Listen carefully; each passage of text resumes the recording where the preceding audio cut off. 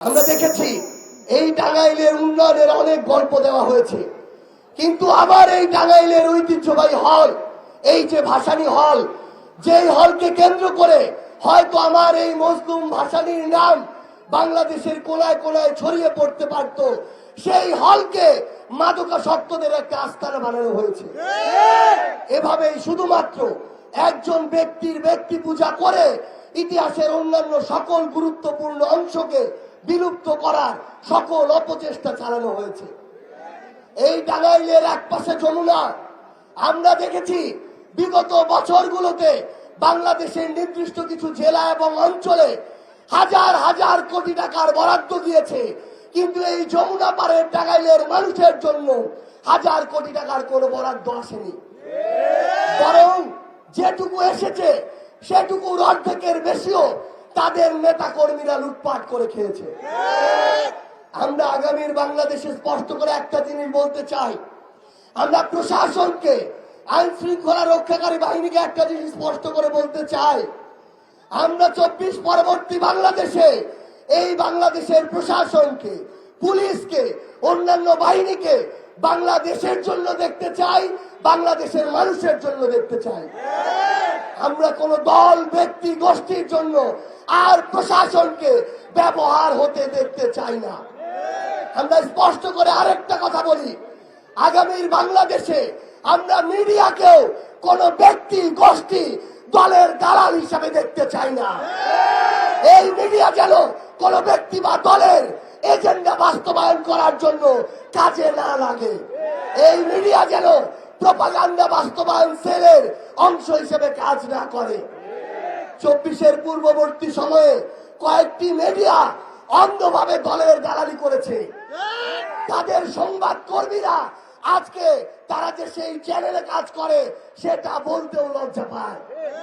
আমরা চাই না 24 পরবর্তী বাংলাদেশে কোন মিডিয়ার আর এই করুণ দশা হোক। আমার এই সংগ্রামী টাঙ্গাইলে আমরা আমাদের ভাই মারুফকে হারিয়েছি, কিন্তু এই টাঙ্গাইলে শহীদ মারুফ হত্যার যে বিচার, সেই বিচারের জন্য প্রশাসনের পক্ষ থেকে আসামি ধরার যে তৎপরতা, সেই তৎপরতা আমরা লক্ষ্য করিনি। আমরা দেখছি এই টাঙ্গাইলের প্রশাসন কিংবা কিছু ব্যক্তি, কিছু গোষ্ঠী, কিছু দলের নেতাকর্মী এখন সেই বিচারিক প্রক্রিয়াকে সামনের দিকে অগ্রসর না করে বরং এগুলোকে নিয়ে মামলা বাণিজ্য শুরু করেছে। আমরা চিনে রাখছি তারা এই মামলা বাণিজ্য গুলো করছে ওই 5ই আগস্টের সময়ে, ওই অভ্যুত্থানকালীন সময়ে হয়তো খুনি হাসিনা ভয় পেয়ে খুব অল্প সময়ের মধ্যে পালিয়ে গিয়েছে। হয়তো তখন সিদ্ধান্তগুলো দ্রুত গতিতে নেওয়ার কারণে কিছু কিছু সিদ্ধান্তের সীমাবদ্ধতা ছিল, কিন্তু এখন আমরা প্রত্যেকটা স্টেপ পর্যবেক্ষণ করছি। কোন মিডিয়া কার হয়ে কাজ করছে, কোন প্রশাসন জনগণের উদ্দেশ্য সার্ভ না করে ব্যক্তি বা দলীয় বা গোষ্ঠীর উদ্দেশ্য সার্ভ করছে, আমরা এর প্রত্যেকটা বিষয় পর্যবেক্ষণ করছি। আমরা স্পষ্ট করে আপনাদেরকে বলতে চাই, এই টাঙ্গাইলে, এই বীরের টাঙ্গাইল, রণক্ষেত্রের যোদ্ধাদের টাঙ্গাইল, এখানে আমরা আর চাঁদাবাজি দেখতে চাই না। আমাদের কাছে চাঁদাবাজির একটাই পরিচয়, সেটা হচ্ছে সে চাঁদাবাজ। কোন ধরনের দলীয়, ব্যক্তিগত, অন্য কোন প্রভাবের প্রোটেকশন দিয়ে এই বাংলাদেশে আর চাঁদাবাজদের রক্ষা করা যাবে না। কেউ যদি চাঁদাবাজদের প্রোটেকশন দেওয়ার চেষ্টা করে তাহলে সেও চাঁদাবাজের, চাঁদার ভাগিদার হিসেবে বিবেচিত হবে। সংগ্রামের টাঙ্গাইল, বিপ্লবের টাঙ্গাইল, ঐতিহ্যবাহী টাঙ্গাইল, আপনাদেরকে অনুরোধ করব, আগামী যে প্রত্যাশিত বাংলাদেশ, এই বাংলাদেশ যদি আমরা প্রত্যাশা করি আমাদের নিজেদের দায়িত্বটুকু পালন করতে হবে।